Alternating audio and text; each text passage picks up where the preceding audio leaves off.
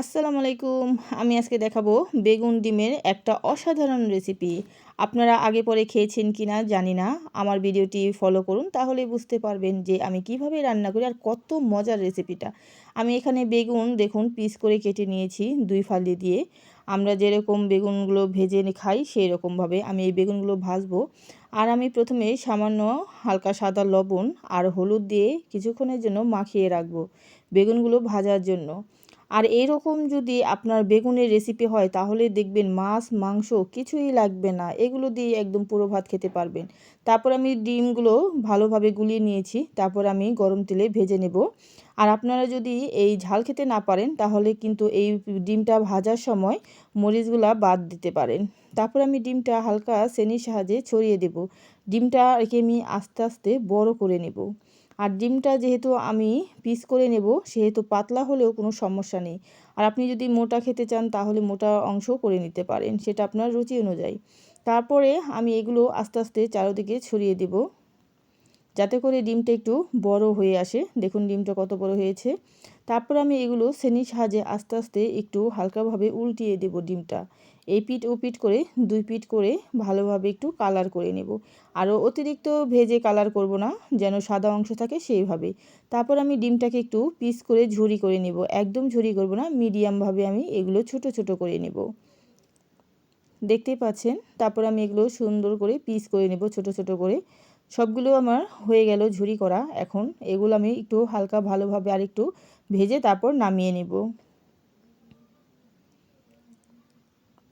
এক একটা কিন্তু কালার চলে এসেছে দেখুন। আমি তারপর যেগুলো একটু একদম সাদা অংশ সেগুলো আমি ভালোভাবে উল্টিয়ে পাল্টিয়ে দিচ্ছি যাতে করে এগুলো ভাজা হয়ে যায়। তারপর এগুলো ভাজা হয়ে গেলে এখন আমি এগুলো নামিয়ে নেব। তারপর আমি দিয়ে দিলাম আবার তেল। ওই তেলে আমি যে মশলা দিয়ে বেগুনগুলো মাখিয়ে রেখেছি সেগুলো আমি এখন দিয়ে দিব। আর কি বেগুনগুলো আমি এখন ভেজে নেব, একদম ভালোভাবে বেগুনগুলো ভেজে নেব যেহেতু ডিম দিয়ে আমি রান্না করব। আমার ভিডিওটি দেখতে থাকুন আমি কিভাবে রান্না করি। আশা করি আপনাদের সবারই ভালো লাগবে আজকের এই আমার বেগুনের রেসিপিটা। তারপর আমি এগুলো সবগুলো উপর করে দিলাম এক পিঠ ও পিঠ করে। তারপর আমি সবগুলো বেগুনই দেখুন কালার চলে এসেছে কিন্তু কিন্তু আমি এই বেগুনগুলো অল্প অল্প করে একদম অল্প আঁচে ভালোভাবে সম্পূর্ণ করে ভেজে নেব, যাতে কোথাও শক্ত না থাকে বা সম্পূর্ণ বেগুনটা যেন ভাজা হয়ে যায়।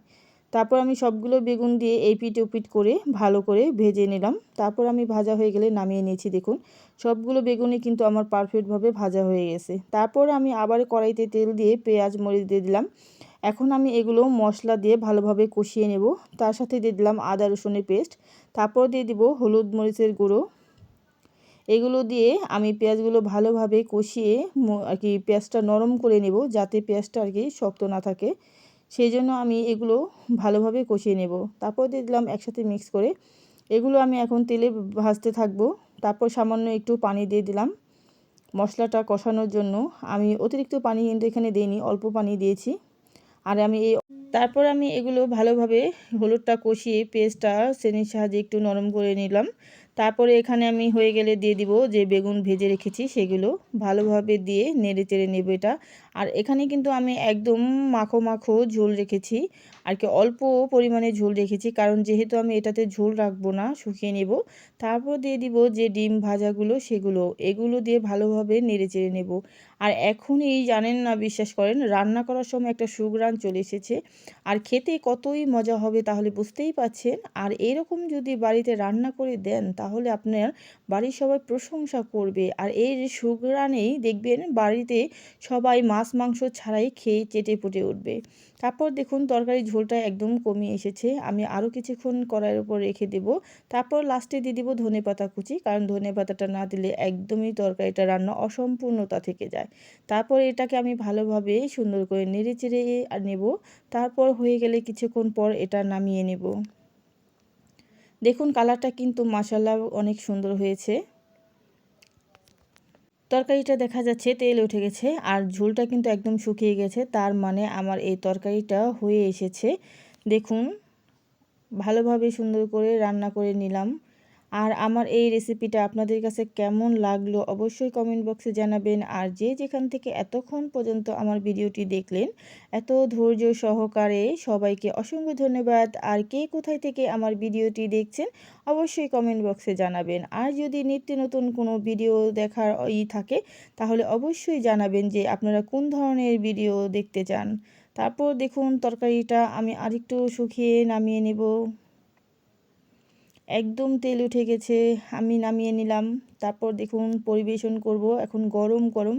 আর এরকম মজার গরম ভাতের সাথে যদি তরকারি হয় তাহলে তো বুঝতেই পারছেন, ধোঁয়া উঠতেছে, দেখাই যাচ্ছে একদমই খুবই গরম আর কি আর বলবো। দেখুন